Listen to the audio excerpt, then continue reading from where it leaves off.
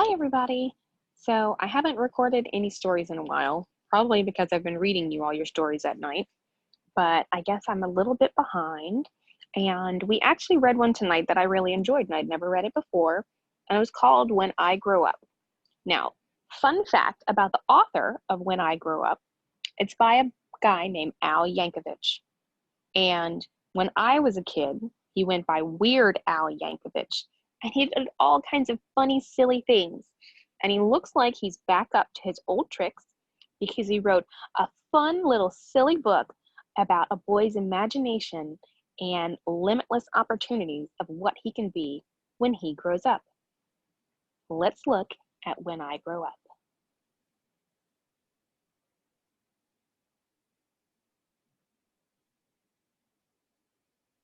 When I Grow Up by Al Yankovic.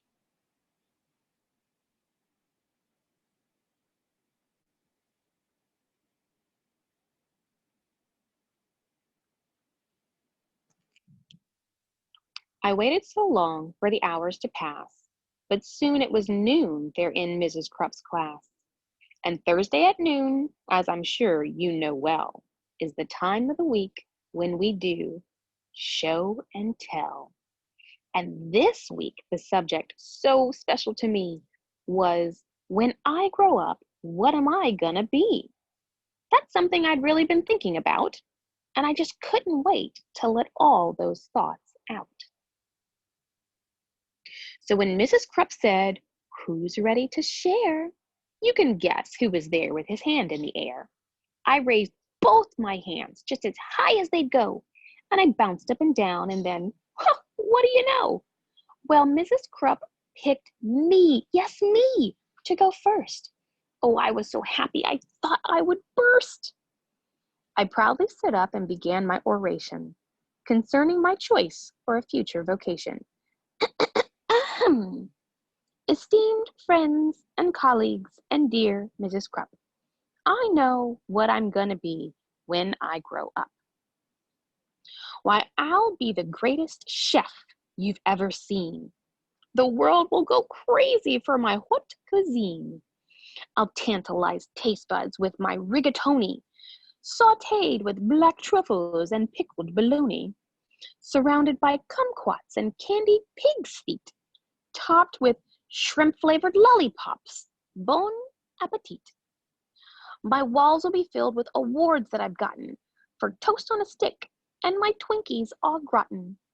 My kitchen will be the most famous in France, so make reservations 12 years in advance. There's no doubt about it, I'm certain, you see, a world-renowned chef is what I'm gonna be. That's very nice, Billy, sweet Mrs. Crupp said. Who wants to be next? Maybe Susie or Fred?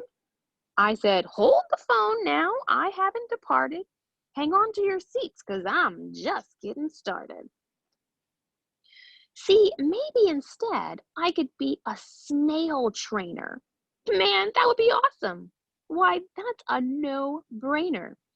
I'll teach all my snails to do really neat tricks. They'll play dead, roll over, and even fetch sticks.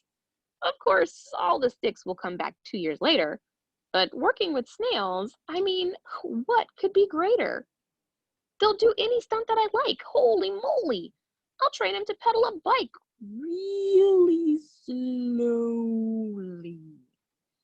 Then jump, ooze, through a huge ring of fire and crawl at a snail's pace across a high wire.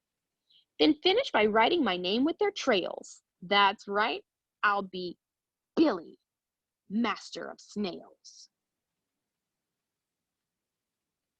Or else maybe I'll be a laugh operator who makes a hydraulic torque wrench calibrator, which fine-tunes the wrench that's specifically made to retighten the nuts on the lateral's blade that's directly beneath the main radial sockets and side cooling systems on X-14 rockets. And since this profession's as cool as can be, well, who would be better to do it than me?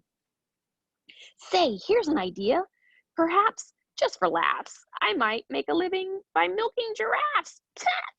It's oh so cliche to get milk from a cow. And I bet all those cows need a break anyhow.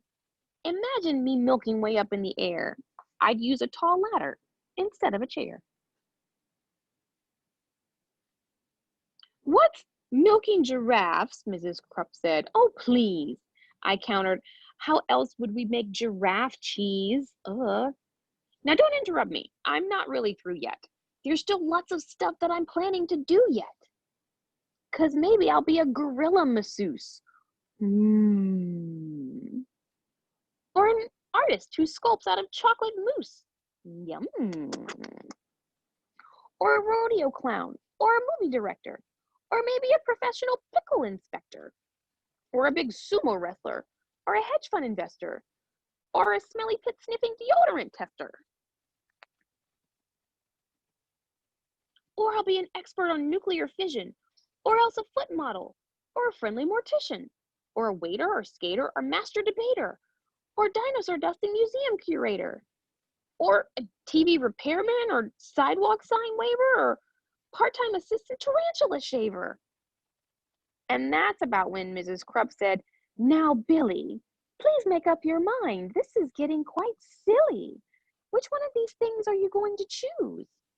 I shuffled around and looked at my shoes. I finally said, My great-grandfather Bob's been a whole lot of things, had a whole bunch of jobs. A butcher, a barber, a bellman, a bouncer, a telephone psychic, and bingo announcer. You know what? He just turned 103, and he's still not quite sure what he wants to be. See, I'm only 8 now, so frankly, I'm hoping you'll cut me some slack if I leave my options open. Let's just wait and find out what my future brings. Hey, I might have time to do all of those things. And then the bell rang and we all went to lunch, and as I was sipping my pineapple punch, I pondered professions that I'd like to enter, like brave firefighter or crazy inventor. Or maybe, just maybe, now when I grow up, I can be a great teacher, like dear Mrs. Krupp.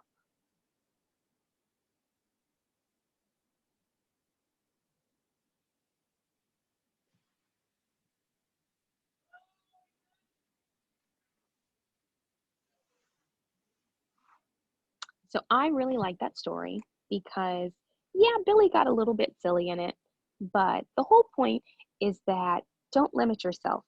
There are all kinds of things that you can be out there.